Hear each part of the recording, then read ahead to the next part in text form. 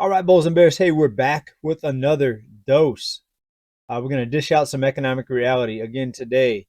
I got a lot of news to get caught up on, folks. We've got a major economist out there predicting the next Great Depression, right? There's a few things that would have to happen for the next Great Depression to occur. Some people argue that it's happening now, except now there's no food lines or soup lines, as they used to call them, because now everybody's got credit cards or some other sort of benefit card to use. Anyways, we'll get into that. Who predicted the Great Depression or Second Great Depression? It's someone you might have heard of. Also, we're going to talk about what Walmart is doing. So, in this current environment of basically poverty and people that are broke and desperate, Walmart's taking some pretty drastic measures to kind of fight back against the current economic conditions. All right. But first, let's get into some information here. Credit card spending is finally starting to retract. And what did we tell you back in January?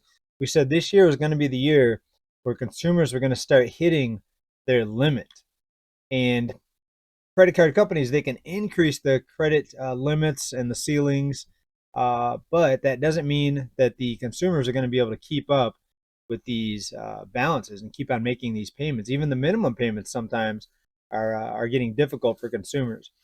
And so what do we see? We see actually a pullback here recently in credit card spending. Let me bring up a chart here. And this is the first pullback since the coming out of 2020, coming out of the health crisis there. Of course, we saw the big, huge pullback. If you look at my cursor here, the huge pullback in 2020, people couldn't spend, right? Everything was closed, locked down, shut down. So then, of course, as we came out of that, spending skyrocketed and surged way higher than what we had seen all the way back to 2014 and even before that. You see the spike up here in the green area. Look over here to the right, though. This is a contraction now, and this could be the new era of the consumer. The consumer has credit. They're available. The credit limits are still there. They still have credit to spend overall when you look at the big picture, but a lot of people are afraid now of going deeper in debt because they can no longer keep up with their monthly payments when you look at the enormous cost of living pretty much everywhere you look, right? So something to keep an eye on, folks. And this is just another sign that things are falling apart at the seams. Things are coming unhinged, right? But I don't think anyone here that's been on this channel is surprised at any of this, right? We knew this was coming. It's just surprised a lot of people at how long it's taken to get here, right? A lot of people expect overnight a collapse. Like you're going to see 50 banks fail at once and everything comes down. The stock market lost 50%, right? People expect that type of thing, but in a controlled environment where they have the ability to throw trillions of dollars anywhere they want to, I don't think they're going to let a collapse occur. So it's going to be a long, drawn out, kind of a painful thing, unfortunately, for a lot of people. But if you're prepared, no, it's going to be a good thing, right? Knowledge is power. So a lot of us are going to be on top of this here. Another chart. This is a big one here. Look at the disparity. Look at the divide between the credit card debt and the savings rate. Credit card debt, of course, in the red, and it's exploding higher, right? Well past what 1.3 trillion. Savings rate dropping. It's close to where it was in 2022. And when you go past that and you go more into the past there, we're close to a low. Now, this chart only goes back to 2015, but when you look at a long-term chart, which we've showed here several times, it's close to a 40-year low, right? So we are seeing these signs everywhere. This can't continue without some pretty big financial fallout here from what's happening with a lot of people, right? But no surprise to you. Warren Buffett, he is investing in T-bills instead of stocks now. He says, quote, and this is the way Wolf Street put it, he's waiting for bad stuff to happen. Quote, waiting for bad stuff to happen. Cash is king. What kind of bad stuff does he see? It's pretty interesting. Now, I'm trying to see if this site here, if Wolf Street, if that's just their headline or if that's an actual quote from Buffett here. So I'm looking through the article. See if I can do a search real quick here. Sorry, I should have had this pulled up here before. Yeah. So I'm not seeing an actual quote. So that could just be maybe a dramatic headline. But you can kind of connect the dots and say that, yeah, he's likely waiting for bad stuff to happen when he has this type of cash position and when he's being very defensive right now in T-bills and getting out a lot of his stocks, right? So something to think about, Warren investment, Warren Warren Buffett. People keep a pretty close eye on his investments, right, for obvious reasons. UPS chief financial officer steps down. Why would a financial? We see a lot of these, but here's the latest one. UPS chief financial officer Brian Newman stepping down. Why would you step down in a strong economy? Remember, the consumer's strong and resilient. Every time we hear a Fed speech, we hear those terms being put out there. Every time Janet Yellen talks about the economy, right? Resilient, strong. Um, why would you want to be a CEO resigning? And there's dozens just in the past few months, people resigning. Why would you want to do that? Newman, to focus on personal health and family time. That's what they all say, right? No one's going to come out and say, yeah, I'm retiring because the economy is collapsing and I'm going to go ahead and get out and get my retirement package while I still can. That way I'm not going to be blamed when the company has major problems because the whole economy is going down. Walmart. Let's talk about Walmart, folks. We know what's happening at the retailers. A lot of retailers closing down. A lot of people taking stuff without paying for them because cost of living, because poverty, because the economy is only doing well for a certain few people.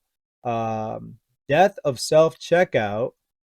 Walmart is going to try to, and they're doing this at some locations, try to charge people for using self checkout. Theft and complaints are taking the toll on self checkout. Now Walmart wants you to pay $98 a year for Walmart self checkout at some stores. And think about this. So you're already doing the work that the checkout person should be doing. If you're doing self checkout, you're doing your own bagging, you're doing your own scanning. So that's not bad enough. Now you're going to do the work that the checkout person used to do, and you're going to pay $98 for the privilege of doing the job of what used to be the checkout person's job, right? This is insane, folks, but this is what they're doing. Now here's Walmart's perspective and the way that Walmart's looking at this. Their perspective is, okay, if you're willing to pay $98, you're probably not going to be trying to take stuff without paying for it, right? Because one of the big issues with self-checkout is people use them as an excuse to not scan the items, because then what they can say is that they go to the door, yeah, no, I scanned it. The machine didn't pick it up, but I scanned it. That's all they have to say. They could say it's a glitch. That way, they're always going to have some out, right? I don't think it always works because I think they're going to get in trouble if they try to do that if they get caught. But if you're here in California, they just let you go pretty much, right? You're not even supposed to confront the person. And actually, somebody from Home Depot here, from a Home Depot location, I believe it maybe in the Bay Area, an employee got killed trying to stop a shoplifter. So after that, they made it even looser. They made it even more difficult, and they encourage people. They encourage the employees not to even attempt to stop these people. All right, so this is what Walmart's doing. Are you going to pay $98 for self checkout? That's out of Mish Talk, by the way. Other outlets were reporting on that. Got the show pretty interesting. All right, now still on the topic of outrageous cost of living, let's talk about fast food prices here. This has been a hot topic lately because people that used to rely on the dollar menu, which I don't really see a dollar menu anymore. Here's a receipt here. Somebody posted this here. A receipt from McDonald's, and it was $24.99 for all these items here. Look at all these things. 10 McNuggets, 2 Southern style chicken. I guess those are the McNuggets. Quarter pounder with cheese. Big and tasty. Big and tasty meal. Large iced coffee. Medium Diet Coke. Total. Scroll down here. $25, right? $24.99. Now, these same items, and they posted this next, is over $50. So folks have prices have doubled, and this is since 2009. Of course, that's kind of a long time ago, right? 15 years ago. But prices doubling? Wow, imagine if prices would have doubled every 15 years, right? Things would be even more expensive than they are now. So if things continue at this pace, it's gonna be a bloodbath out there. Something else here too, out of the same site. Bring it up here. We have credit card delinquencies, auto loan delinquencies, mortgages starting to zoom upward, right?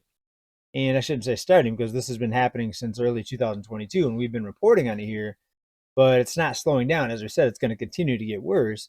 And the latest numbers are out, and we see these are spiking, and they're going to continue to spike because there's really not many things they can do to try to rescue all the consumers that are facing this situation right now. All right, let's get into what we talked about at the beginning.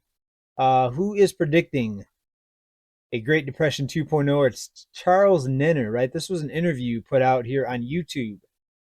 Major Depression, worse than the 1930s, also known as Great Depression 2.0. That was over at Retirement Lifestyle Advocates YouTube channel. So check that interview out if you want to see what he's talking about. But I can already tell you because I listened to most of it. He's talking about just the situation that's unfolding and that has unfolded here in the U.S., where people have been living off of borrowed money, living off of credit cards, right? Robbing the 401ks, 2020 stimulus checks and rescue programs kept things from really crashing, right? You would have witnessed the worst housing crash of all time if they would have just let natural market forces take their place. Now, of course, you could argue, you could say that the shutdowns uh, were not natural, right? So that wouldn't have been a natural market force. But the fallout from that, if you would have just let markets fall where they may, housing market, all those things, you would have witnessed the biggest housing crash of all time. But no, we saw foreclosure preventions, we saw a lot of different rescue programs across the board. I won't list off all of them, but most of you know all the rescue programs that came out for renters that couldn't pay their rent, people that couldn't pay their credit cards, people that couldn't pay their utilities, etc. That would have been the worst crash of all time, folks. So this is something we have to keep an eye on. But here's what's happening: U.S. credit card usage plunged, and this is U.S. consumers finally pulling back on spending. We knew there had to be a wall somewhere, right? Even though the credit limits are staying elevated, consumers at some point have to pull back. And here's another one. Take a look at this. The New York Fed just reported that credit card auto loan delinquency, the rates are now higher than before the pandemic. And keywords right here, things will get worse. What have I been telling you? They're going to get worse. They're going to get worse. I'm doom and gloom for telling you that, but now, money wise, is talking about the same thing. Things to get worse before they get better as student loans become due, right? So student loans are ever since October they're being repaid, and it's going to be even harder for people to make their automobile loans. And it says here too that they're even talking about the credit cards delinquencies, right? But guess what? Now the mainstream media is talking about it. We've been talking about it here for a long time. We started seeing the trend happen, over 2 years ago now. We started seeing the increase. And no, it's not a collapse. The bottom's not falling out. You don't need to run for the hills. But we do know what's coming, right? And it's nothing's going to stop it. So it's actually good that it's playing out slowly. On one hand, it kind of lulls people into a false sense of security. They say, okay, well, it hasn't collapsed yet. It's never going to collapse. But it's actually a good thing because it gives us more time to prepare, more time to stack. Stacks over, folks. That's what I'm doing because if they keep throwing money at this thing as the solution, you're going to see inflation continue to spiral out of control. I personally am hoping for a deflationary situation to unfold and bring this whole thing down. I think that would be the better of the two scenarios. It would be more drastic and sudden and scary, but compared to some of these countries that we've seen that went through hyperinflation, I think a deflationary scare event is much better than that inflationary nightmare. U.S. regulators discuss finalizing bank capital rules as soon as August, folks. This could be a game changer. Now, I think it's going to be selectively enforced. I think they'll let certain banks skate by. I'm sure you know which banks I'm talking about. And then other banks will be forced to get bought up by one of the bigger banks. And I think it's going to be a way to bring in more consolidation. I mean, that's my opinion. What do you think about that as far as the capital rules? Remember, typically, they have to have at least a few percent of what they're loaning out. They have to have it in deposits. Now it's zero ever since 2020, the Rescue Emergency Bank program to allow the banks to keep loaning out money. That was implemented. And here we are 4 years after the health crisis, and it's still in place, right? So just that by itself should tell you that some big things are wrong. Some big things are happening, with the economy. Why do we still have to have an emergency rescue program from 4 years ago in place today when the health crisis is in the rearview mirror now for several years? Argentina cuts rates to 50%. That's another country. I almost forgot about that. When they witnessed some hyperinflation there, they had interest rates above, I don't know how high it got, but I think it was above 70% at one point. Now they had to cut it down to 50% in interest rate, 50% because of inflation, folks. That's it's possible, right? The U.S. dollar is not immune to that. I'm not saying it's going to happen tomorrow, but it is a real thing to be aware of, right? Knowledge is power. Knowing these things can only help. It can never hurt. This is not fear mongering. This is just information for you to think about, right? Think about these things when you're making plans, not just where we're going to go for dinner. I'm talking about long-term plans. Are you going to have a family? Do you want to bring young people into this world the way things are going, right? I read that the birth rate plunged to an all-time low. People are scared, and when you think about raising a family in this outrageous uh, cost of living, not just U.S., the world. It's scary to think about, bringing up a family here. I'm doing it here. I have kids here in California raising a family. Sometimes I wonder how I do it, but I've got multiple streams of income. I do investments. I do, of course, this channel. Still have other side hustles and full-time income from multiple streams of income. If it weren't for that, I don't know how people in California here are actually getting by. More pain out of Tesla. Business Insider puts it like this: Tesla sends out another wave of layoff notices. Employer enters the fourth week of job cuts, and they show a painful picture here of Elon.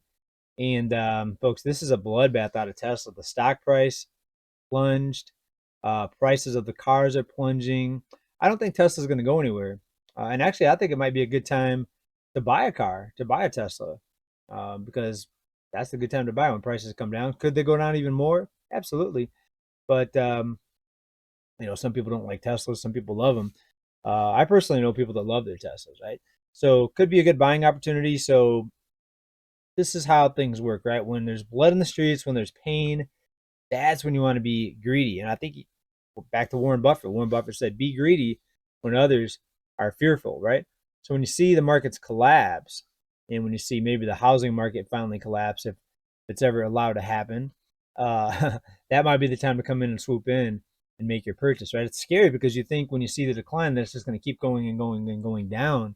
But remember that eventually, if something does collapse and goes down, you're just going to throw more stimulus at it.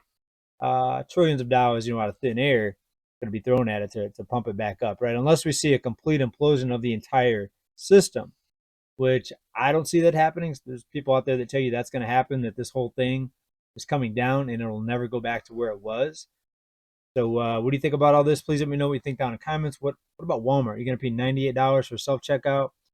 Charles Nenner, Great Depression 2.0 on the way. Mainstream media outlets now talking about credit card delinquencies. It's not just the Fed and having to look at charts and channels like this anymore. It's becoming mainstream. It's becoming so obvious that they're going to have to start talking about it. So here's where we said we were going to be, folks, and we've been telling you this for a while. We've been giving you the four warnings on these things, right? And I wouldn't even call them warnings. I would just call them, hey, heads up, take a look at what's happening, position yourself accordingly. As always, keep stacking. Please make sure you are subscribed and come back to this channel for more updates. We're going to get through this together. Keep stacking, folks. Big love. Bye for now.